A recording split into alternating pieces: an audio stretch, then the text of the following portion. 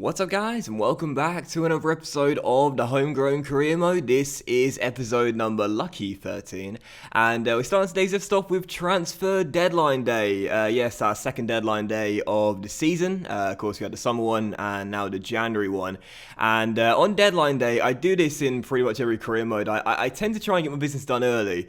But occasionally, if there's money left in the budget, I think to myself, oh, I'd love to bring in a signing on deadline day. It's just a really fun thing to do in career mode, and sometimes in FM as well. It's almost like you don't need to make a signing, but you just want to get involved in the action. And that's exactly what we did today. We had about £15 million in the budget, and obviously right now, we can only sign a handful of players, and most of which we can't sign this season because they're new signings for a new club, or they're out on loan right now, or of course they're Gareth Bale. But one player we could sign is Lloyd Isgrove, playing for Barnsley right now, of course, came through the Southampton Academy, and thus we can bring him back. We agreed a deal of £680,000 with Barnsley, and as you can see, he wanted a wage increase, and quite a big one as well. In the end, had to give in to £11,000 a week, but I thought to myself, do you know what, it's not too much money in the grand scheme of things, and what I like about Isgrove is he's absolutely rapid, and since we made our team a bit quicker, our fortunes have changed a little bit. So Isgrove returns to the Saints for £680,000, and he actually scored against my team, Millwall, in the League One playoff final back in 2016, so we'll have to work hard to get back in my good books, but no, Isgrove's in, and again, it was such an unnecessary signing, but I just wanted to get involved in the action really, and again, add squad depth, and it's good to have another player in that's got that pace, but following that, we saw Alex McCarthy was touted by both Bournemouth and St Etienne in France as well, and of course, McCarthy this season, he started off howler on his Premier League debut for us, this season with the game against Burnley, where he cost us the 3 points on match day 1. He had another error after that as well. McCarthy this season's been, I wouldn't say more trouble than he's worth, but he's been, let's just say, a little bit too unreliable for my liking. That's why he's lost his place to Angus Gunn, who's come in, stepped in, and been absolutely fantastic. He agreed to join Bournemouth come the end of the season on a free transfer. Totally fine with me. Wasn't going to get given a new contract anyway. And again, we can only have 2 homegrown players in the nation from next season onwards, which is going to make season 2 perhaps even more difficult than season 1. But it's not going to be McCarthy. He's going to go to Bournemouth, and again, I'm totally fine with that, as he would have been released anyway. So that ended transfer deadline day. As you can see, we had a couple of loan bids as well. One for Sam Gallagher. Ajax wanted to take him to Amsterdam. Thought it was quite interesting. Of course, we said no. And deadline day over. And I've got to say, for the January window, with what little we could do, we did pretty successfully. We swapped out El Unici, one of our 3 non-homegrown players, to Everton, and brought in Theo Walcott for free. He's been a revelation since joining. We've now signed Isgrove for just under £750,000 as well. Cheap little signing, and McCarthy's leaving on a free, as is Davis. So totally fine with business. We did in a window, even though there wasn't much to do. But following that, we saw a bid there coming for Archie Cook, a loan deal, and also Davis, speaking of the devil, to get an injury there in training and is out for a week. And also we had a few scouting reports as well from England, France and Belgium. I believe we're 5 months into the mission now, and of course every single season we send our free scouts out at the start of the, just after the window, I think I normally do it. And right now you can see we've got some decent players in our academy, but you'll see here, there's a goalkeeper we pick up from France, and he looks absolutely fantastic. Where is he? Where's that goalkeeper? There he is, Cedric Andrieu. Looks very good indeed, already 725 grand valuation, and you'll see in a moment his overall. This guy could be the goalkeeper we need for long term. Again, next season we're going to have 2 homegrown players in the nation. Gunn is almost definitely going to make the cut, as he's been so invaluable for us this season since stepping in for McCarthy. We're going to need an academy goalkeeper, and this might be the one. Also, Alfie King. Look at this. We've been crying out for centre backs. We get one here, 65 overall, 75 94 potential, but he's 5'10". That's so frustrating, isn't it? We finally get a brilliant little centre back, but 5'10". But there's Andrio, 64 overall, 6'1", and 74 94 potential. And I think I might give him a pro deal in the next episode, just so we can check his potential. But fingers crossed, he'll turn out to be the man we need between the sticks for the long term here at St Mary's. And we've got another one there, Zandier Mercia, a Belgian, not too bad, but the French talent does look a little bit better. But still, for the first game of today's episode, we would indeed take on Burnley away at Turf Moor in the Premier League, coming on the back of our victory in the last episode over Crystal Palace. You see, that's right now in the top half of the table. We're creeping up on a Europa League place. Now, Now, I haven't actually mentioned it during the season, but based on our form of late, we haven't lost a game since the West Ham match back in early December.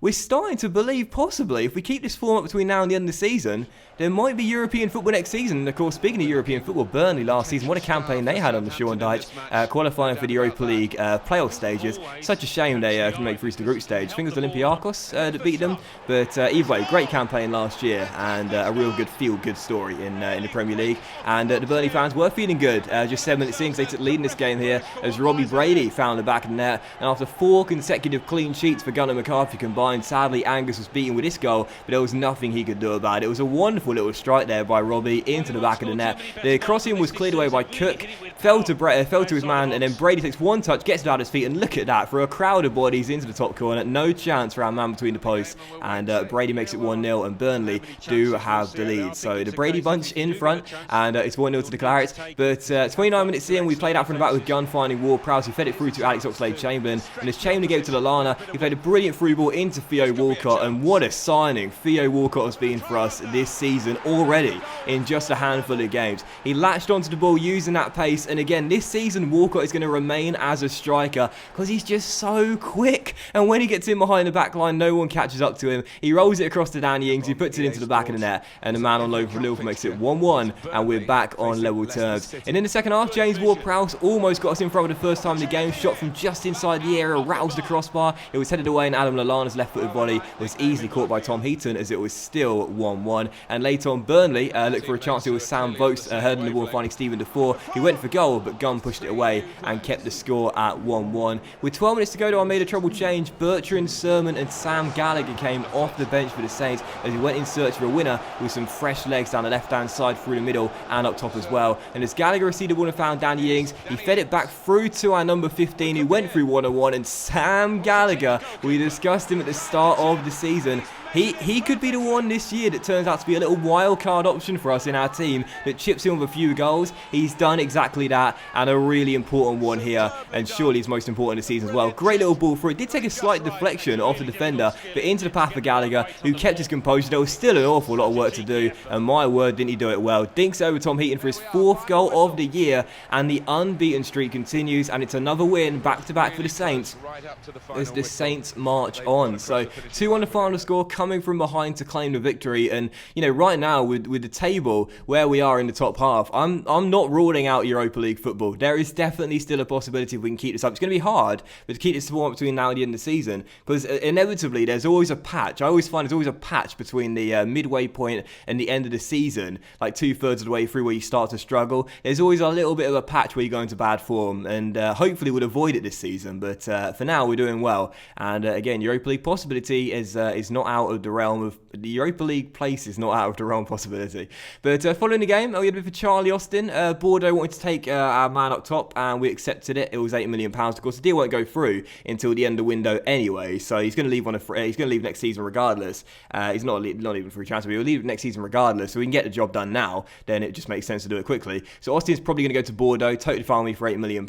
And Austin this season's really struggled as well. Just 3 goals all season long, which is a shame because I actually thought this season he'd be our best striker. In fact, he scored fewer goals than Ings and Walcott, and also Sam Gallagher, who he'd started up top in today's episode, in today's second game against Crystal Palace here at Selhurst Park in the FA Cup 4th round replay. We did field a completely weakened side for the game, and the first chance fell 21 minutes in. A lovely free ball fed Jeremy Martin, and oh yes, I am loving this young talent. 16 years old, already 3 goals since we got him out of the academy. Southampton's brightest prospect for many, many years, and I'll tell you what, this kid has got the complete package. It's a shame he's not as quick as I want him to be, but of course we are training his sprint speed right now, so we need to get him a little bit quicker so he can become the elite left midfielder we're hoping for. But he's looking so good when he goes forward, man. He's so unstoppable. So 1-0, the 16-year-old puts us in front, but unfortunately did not last for too long because 35 minutes in, Mamadou Sakho gave Crystal Palace the equalising goal, and the French defender headed Palace back on level terms. I have to say, when this goal went in first, honest, I was a little bit angry with Alex McCarthy. Not for the first time this season, as I thought he could have stopped this one. But actually on the replay, I think it'll be a little bit harsh to criticise our number one there. It's a leaping header by Saka, beats two men in the air. And it is a really good header in fairness. So it'll be very harsh to blame McCarthy for that one. And it's 1-1 as Palace get back on level terms. So Saka with the goal. And it's 1-1. But just for the break, a chance for us to restore our lead. Jeremy Martin once again causing problems, found Austin. He fed Sam Gallagher. And it's 2-2 for our number 15 as he makes it 2-1. And Crystal Palace must be sick at the sight of this guy. He scored his first goals of the season here at Selhurst Park when he bagged a brace in our first win of the campaign. And now he's got one here to restore our lead to make it 2-1 with a deft finish into the bottom corner. So back in front, 2-1 to score. But just after the break, Crystal Palace once again got back on level terms for the second time in the game. Rodriguez ran all the way to Roy Hodgson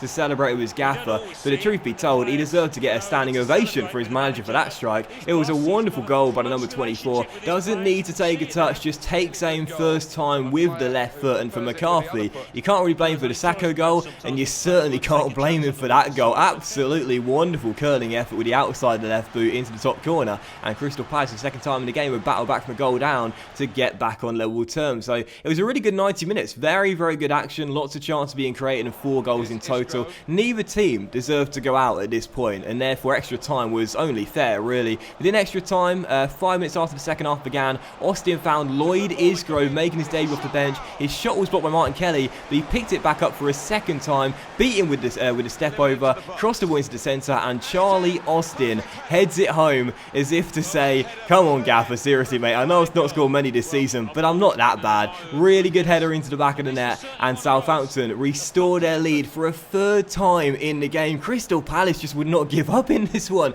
3-2, back in front once again with 6.5 minutes to go in extra time, and Isgrove with the fake shot, not the step over, deceived Martin Kelly. Wonderful work by Lloyd Isgrove, and Austin keeps his eyes on the prize, heads it home, and makes it 3-2. So 3-2 was indeed the final score. Crystal Palace couldn't come back again. You got to give them credit, man. They just would not give up in this game, but finally we managed to put them to bed for good, and the game done, 3-2 the final score. A fantastic tie though, brilliant game, and that does see us move on to the FA Cup 5th round as we move into the last 16. So delighted, but what a tight was, and you've got to tip your hat to Crystal Palace. But that went in today's episode of the Homegrown Career Mode, guys. So big thank you for watching. Really hope you have enjoyed it, and if you did enjoy today's episode, then please do drop a like. Much love to you all. Have a fantastic day, and I'll see you for the next episode of the Homegrown Career Mode featuring a FA Cup 5th round tie very soon.